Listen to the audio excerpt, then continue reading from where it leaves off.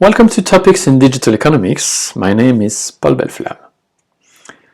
In this presentation, I want to give you a brief overview of the so-called hold-up problem that may arise with sequential innovations. So we're talking here about cumulative innovations, innovations that relate somehow to one another. And for analytical purposes, it's useful to distinguish between two types of cumulative innovations. On the one hand, complementary innovations refer to the idea that one second-generation innovation requires the input of many first-generation innovations, as in this example here. As we discussed earlier, the main problem that patents raise here is called royalty stacking. In a few words, it means that if the royalties to these several patents are decided separately by the different patent holders, then the total price of accessing the three patents here will be larger than if somehow the patent holders had managed to coordinate their pricing decisions. Okay.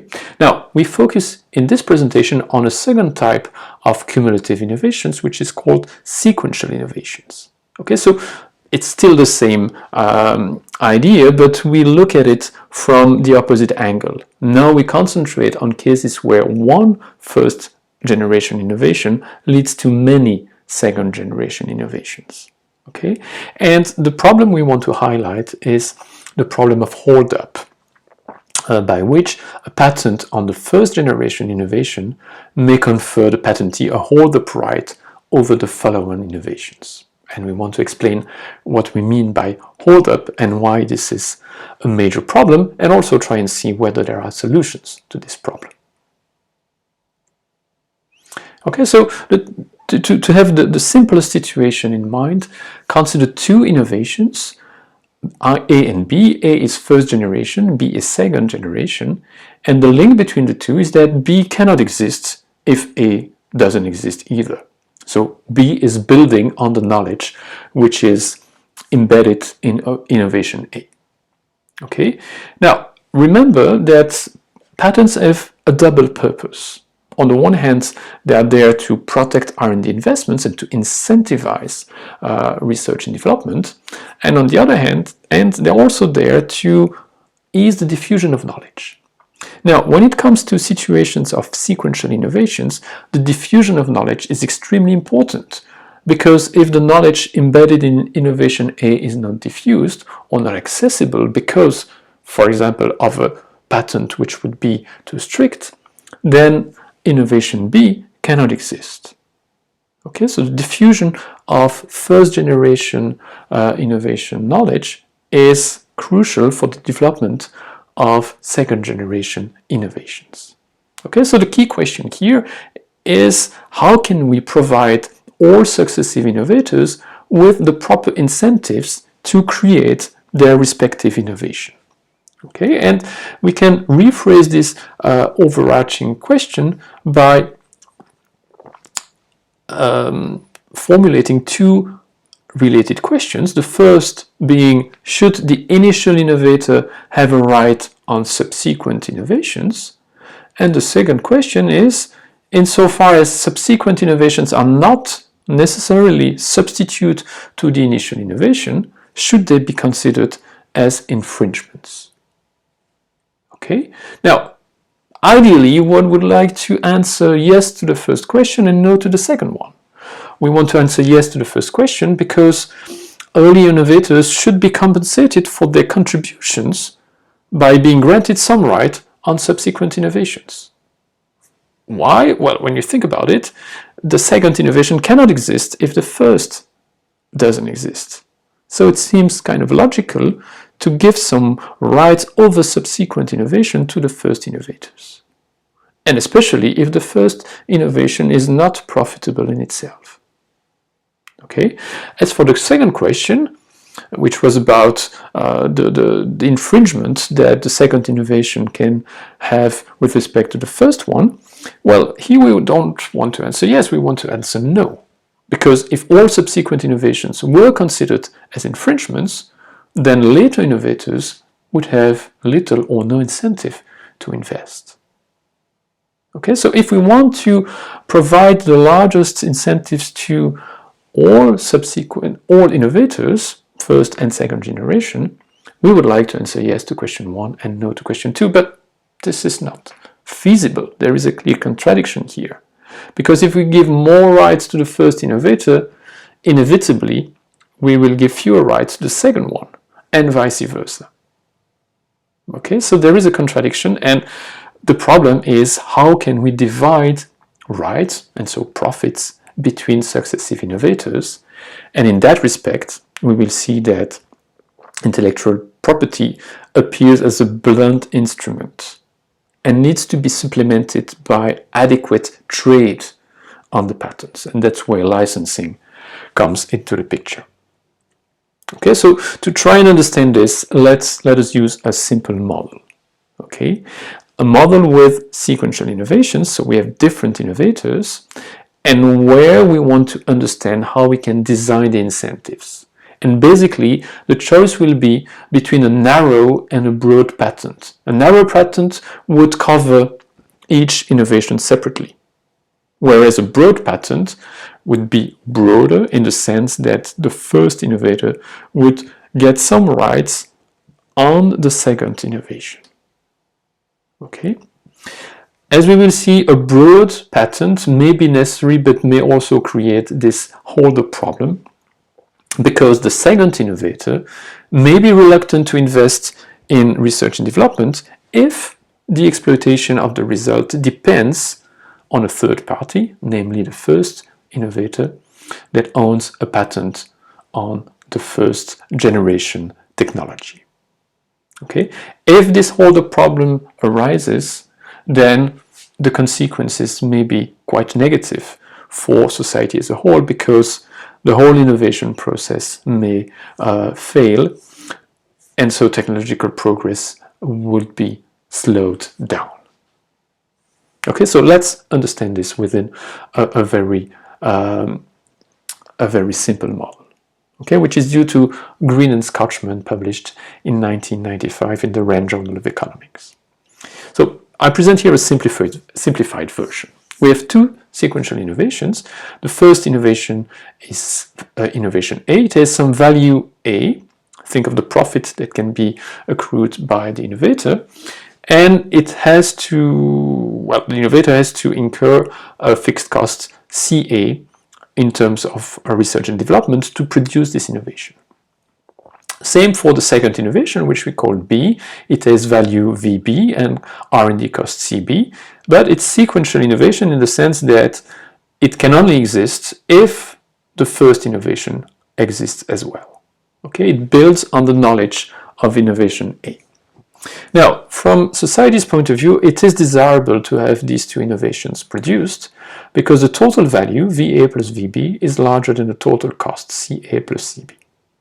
Okay, so we need to find out a way through the patent system that these two innovations will actually be produced because it's socially desirable that they are produced. Okay, now in the analysis there are two cases. One is very simple, the other one is complex, and this is obviously the one we want to look at. The simple case is where VA is larger than CA. What does that mean? It means that innovation A is already profitable in itself. It creates a value which is larger than the R&D cost. So in that case, the sequentiality is not that important, right? The basic innovation, which is innovation A, is already profitable in itself, and it's sufficient to give a narrow patent to the first innovator and also to the second to guarantee that the two innovations will be produced. Okay? Because a narrow patent allows firm A to capture the value of innovation A, and as we see here, this is sufficient to cover the cost of R&D. Okay, so this is not really interesting here. The interesting case is where VA is lower than CA. Okay, so think of innovation 1, innovation A, being of low value in itself because it's really fundamental research. the value will be created by the subsequent innovations, in a sense. Okay, and we are sure that this is the case because we have put ourselves in this situation where the innovations are socially desirable. Okay, now a narrow patent doesn't work here because with a narrow patent, firm A would appropriate VA, but that would not be sufficient to cover the cost of doing R&D. So with a narrow patent, the first innovation would not take place, and of course the second innovation would not take place either. Okay, so we need to make sure that innovation A will take place, and so more than VA would be given to innovation, so the first innovator. So we need to give the first innovator a broad patent that allows the first innovator to claim some profits that will be realized through the second innovation. Okay, so the broad patent would be a patent that is infringed by the second innovator. To put it differently, it means that firm B, when producing its second innovation, needs to get the approval or the authorization of firm A to use, in a sense, the first innovation. Okay, so firm B will have to pay a license fee to firm A to produce a second innovation. Okay, and as we will discuss now, the efficiency, so whether the two innovations will be produced or not, will crucially depend on the timing of the licensing. So depend on when firm A sets the license fee. Let's look at the first scenario, which is called ex post licensing. Okay, ex post means after, and after what? Well, the deciding moment is when firm B sinks in the cost of R&D. And ex post licensing means that firm A sets the license fee after firm B has invested in R&D. Okay, and I want to explain now that in that case, well, the market is totally inefficient in the sense that no firm will invest at equilibrium. Okay, and this is because of this hoarder problem. Okay, why is that? Well, suppose that firm B invests. Firm B pays the cost CB. Okay, well, this is a sunk cost, right? So there is no second-hand market for the research and development that has been made, right? And so B has lost any flexibility. Okay, sunk costs are bygones, and bygones do not influence the decisions of the firms. Okay, so when B is presented with the license fee, well, B is willing to pay up to VB to acquire the right to produce innovation 2.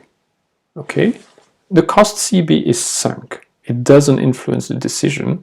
At that stage, B is just concerned by the value that it can obtain with the innovation. Now, this is something that firm A will actually anticipate. Okay, and firm A, although it may claim that it will not set a license fee as high as VB, well, firm A has no credible way to commit to that. Okay, so firm A will behave in an opportunistic way and set the largest possible fee, which is compatible with the willingness to pay of firm B. As we have seen, the willingness to pay of firm B is VB, and so this will be the maximum license fee that firm A will set. But then, anticipating this, firm B, when it's still at a position when it can decide whether or not to invest in R&D, firm B will not invest, because it knows that if it invests, it will have to pay too large a price to access firm A's innovation, and eventually firm B would make losses, which it can avoid by not investing. Okay, but then if firm B doesn't invest, why would firm A invest? Because firm A wouldn't then be in a position to claim any profit on the second innovation, and we are in a situation where VA is less than CA, so BA wouldn't be able to cover its own cost of development. So we see that the whole market collapses here because of its own inability of not being opportunistic. firm A actually would hold up firm B if firm B was investing, but then firm B doesn't invest, and so firm A doesn't invest either. Okay, so this is the holder problem. Once the R&D costs are sunk, firm B loses any flexibility, and so it is exposed to the opportunistic behavior of firm A. And although firm A will suffer from this at the end, firm A has no way to commit not to hold up firm B if the licensing is made exposed.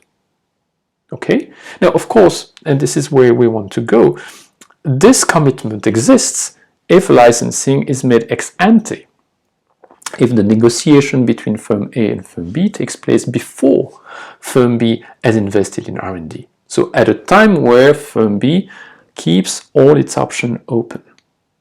Okay, then this is what we want to show. It's possible to find fees such that both firms invest at equilibrium. You will add an S here. Okay, why is it so? Well, we need to look at a contract which is incentive compatible. Okay, which is to say that the contract needs to be acceptable by both parties. Okay, so firm A needs to find the contract interesting, and firm B must find the contract interesting as well. Okay, so let's call F the fixed fee that firm B accepts to pay to firm A to have access to innovation A. Okay, now this contract is acceptable for firm A if the total value that firm A will obtain, which is the value of its own innovation VA minus the cost of R&D plus the fixed fee, well, this has to be positive. If not, firm A would prefer not to invest and make no innovation and, of course, give no license.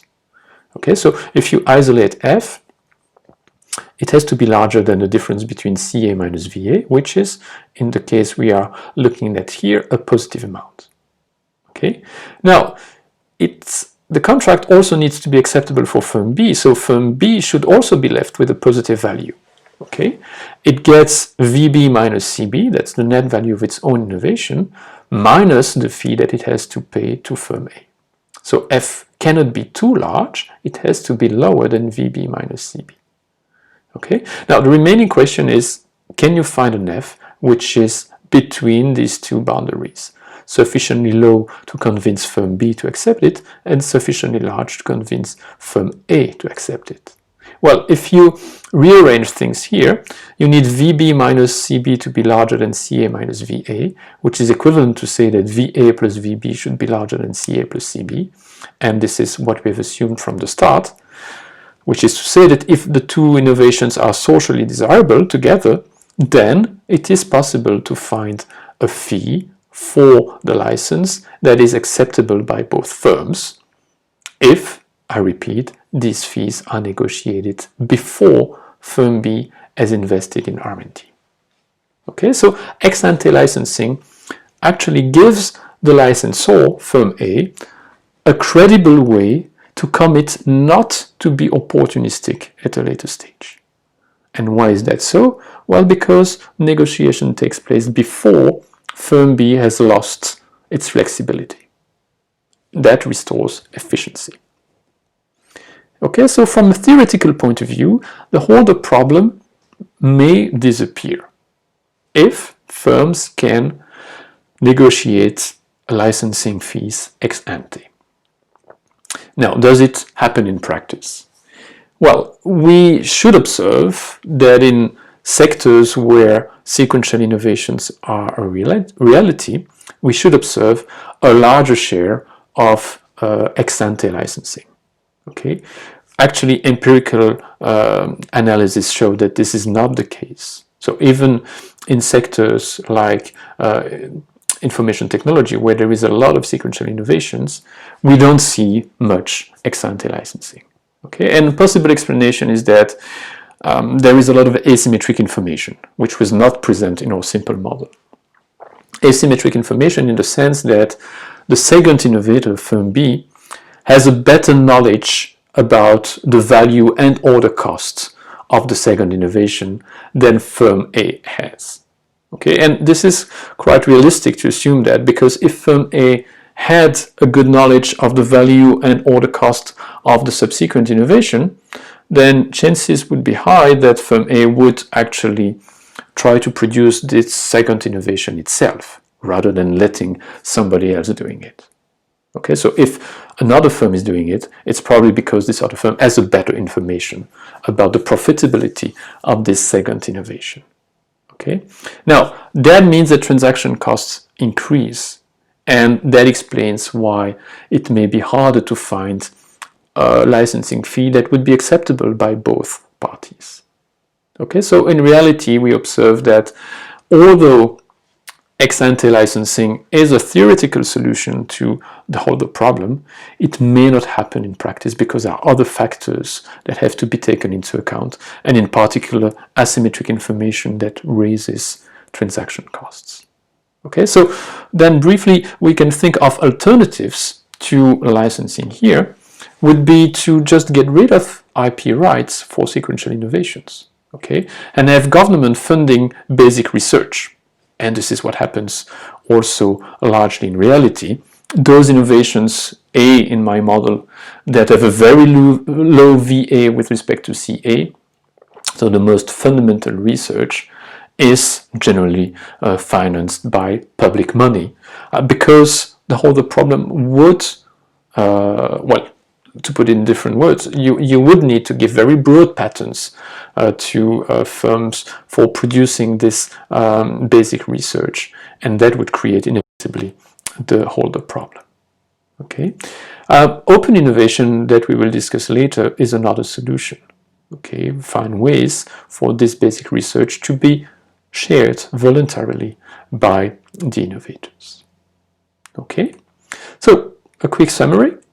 Sequential innovations describe situations where one innovation leads to new innovations. Okay, the challenge here is to find the best way to allocate IP rights between the sequential innovators. Broad patents would be needed if the first innovation is not profitable in itself, but then if these patents are licensed ex post, so after the costs of R&D of the second innovation has been sunk, then the first innovator will be opportunistic, and that will create a whole problem which will hinder innovation. The solution, is ex-ante licensing that solves the problem, but we have seen that it's hard to achieve this in practice. If you want to dig deeper in this topic, I give you here the link to two blog posts that I've published on IPDigit. You can just pause this presentation if you want to copy the URLs to access these articles. But for now, it's goodbye from me. See you next time on Topics in Digital Economics.